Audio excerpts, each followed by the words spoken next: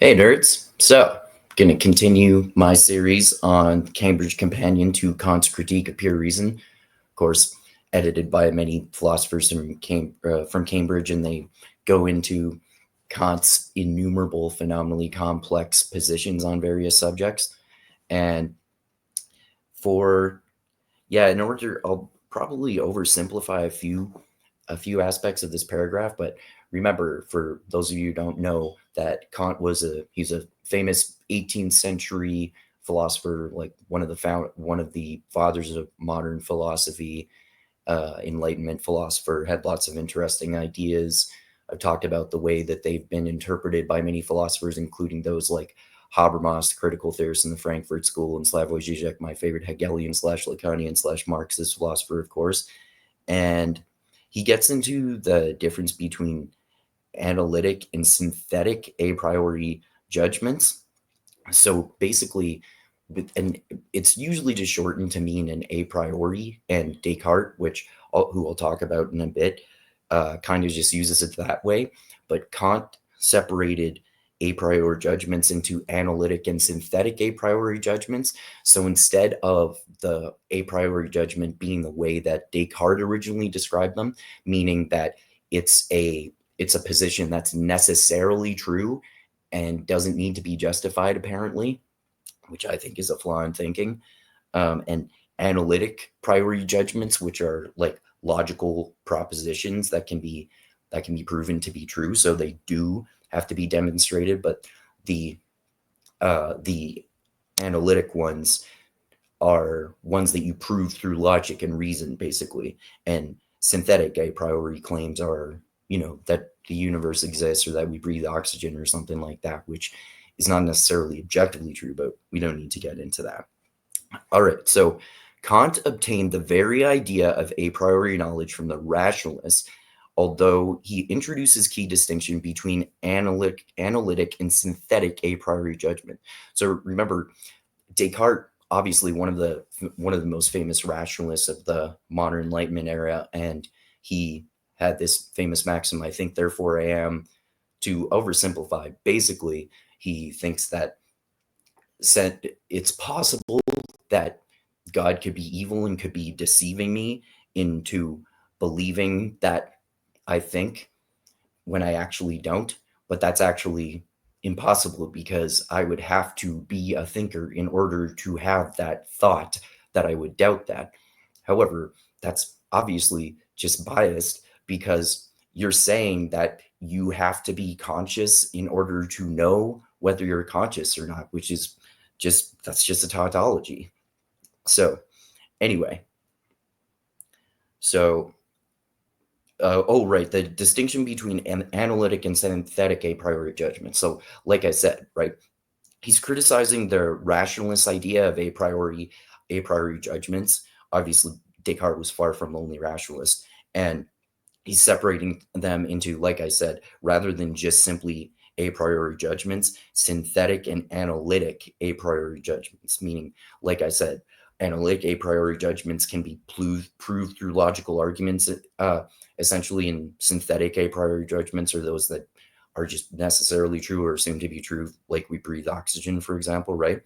Okay, so Kant introduces key distinction between analytic and synthetic a priori judgment, on which more shortly, in criticism of them, and other philosophers argued that Kant obtained the idea of a deduction of key categories and principles from empiricists. Although again, he introduced the key distinction between physiological, empirical, and transcendental deductions in criticisms of them. So remember, the empiricists were those philosophers like John Locke, of course, is an Enlightenment philosopher, is one of the most famous ones, 18th century philosopher, and also a doctor. And basically, empiricism is the idea that we gain all of our knowledge through our sense perceptions. And so we gain all of our objective knowledge about the world through everything we see, hear, taste, touch, and smell, right? So that has obvious logical flaws in it. And so like I said, Kant, as a way to critique the rationalists, separated a priori claims into analytic a priori claims and synthetic a priori claims. And then, in order to criticize the empiricists, he separated the categories of of what we do in order to gain knowledge through deduction. He separated those principles into physiological, empirical, and transcendental principles. So if we're talking about deduction, then that means we can have physiological we can get to conclusions about physiological principles through logical argument. You could say that you could use a synthetic a priori claim, or no, sorry, an analytic a priori claim in order to arrive at physiological conclusions about our bodies, right? And empirical, I explained that, meaning that we gain knowledge through our senses. And transcendental, remember, and this is a bit of an oversimplification as well, but transcendental kind of means, in a way, even more transcendent than transcendent. So a transcendent God, for example, is something that is like above us, but it's possible to experience. And transcendental is like basically even more transcendent than transcendent, like I said, so that it's we cannot possibly experience or see or witness God in any way. So that's different ways of looking at God's, different ways of looking at properties. Obviously, transcendent and transcendentalism can just talk about any properties. They don't have to necessarily be religious. Okay, so key distinction between physiological, empirical, and transcendental deductions. So basically, Kant is a mixed bag. I've made many videos commending his opinions and many criticizing them.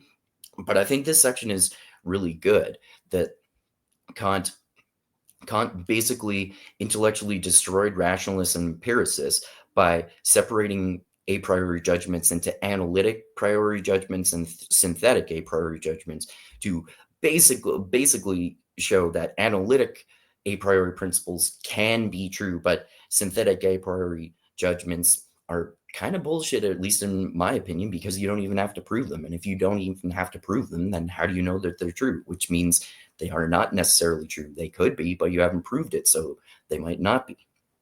And then uh, he also just intellectually destroyed the empiricists by separating the keys for logical deduction into physiological keys, empirical keys, and transcendental keys in order to show that you can deduce things in different ways, and these ways work for deducing certain things but not other things.